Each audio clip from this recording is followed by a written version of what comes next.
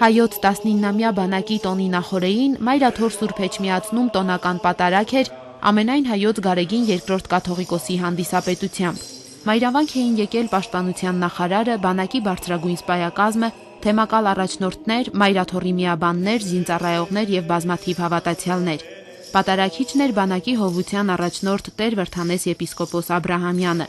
Լուսահոգի վարչապետ Վազգեն Սարգսյանի որոշմամբ եւ երջանկահիշատակ Գարեգին առաջին հայրապետի օրհնությամբ 1997 թվականից Հայաստանի զինված ուժերում ծառայում են հոգևորականներ։ Այսօր նրանց թիվն արդեն 5 տասնյակի է հասնում։ Ճեմարանն ավարտելուց հետո ծառայության անցնելով որպես զորամասերի հոգևոր սպասավորներ, նրանք զինվորներին ծանոթացնում են եկեղեցական տոներին ու արարողություններին, կազմակերպում ուխտագնացություններ եւ մկրտություններ։ Տոնական պատարագին Վրթանես Սրբազանի հետ խորանին էին բանակի հոգևոր սպասավորները։ Սրբազան հայրն իր քարոզում մեկ անգամ եւս կարևորեց բանակում առողջ բարոյահոգեբանական մթնոլորտի արկայությունը, որին մեծապես նպաստում են հոգևորականները։ Քրիստոնեությունը խաղաղության կրոն է, իսկ մեր բանակն էլ խաղաղության պաշտպան, հետևապես սրով եկողը սրով պիտի գնա, նշեց Վրթանես եպիսկոպոսը։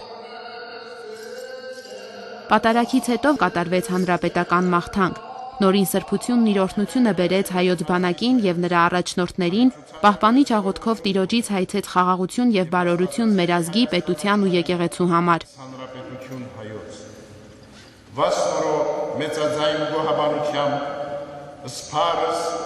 զգողություն եւ զերգրբակություն վերարակեմ մեծի բարերարության դիբարձումս։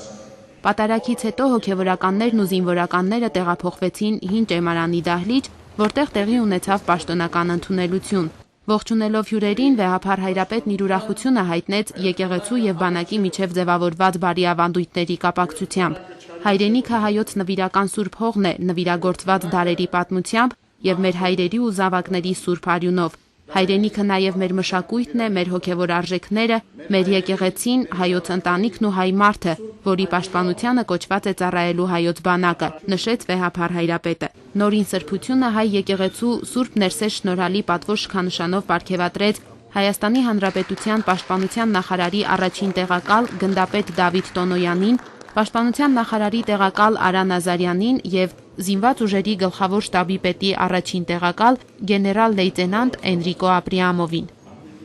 Վեհափար հայրապետի օրհնությամբ անցած տարի Մայրաթորում Սուրբ Ծննդյան պատարագին ջրօրհնեքի խաչի կնքահայր էր պաշտպանության նախարար Սեյրան Օհանյանը, ում նախաձեռնությամբ օրհնված խաչը շրջեց մեր պետության սահմաններում, եկեղեցու օրհնությունը հասցնելով առաջին գծի զինվորներին։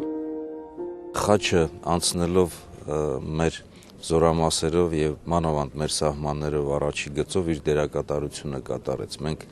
ավելի լցվեցինք նվիրումով ծառայել մեր հայրենիքին, բավականին նաեւ փորձություններով անցանք, իսկ անցնել փորձություններով եւ դուրս գալ հաղթանակած նշանակում է նաեւ բավարար հիմք ստեղծել հետագա ծառայությունը, հետագա հայրենիքի այսպես անվտանգություն ավելի բարձր հիմքերի վրա դնելու համար։ Հայոց բանակը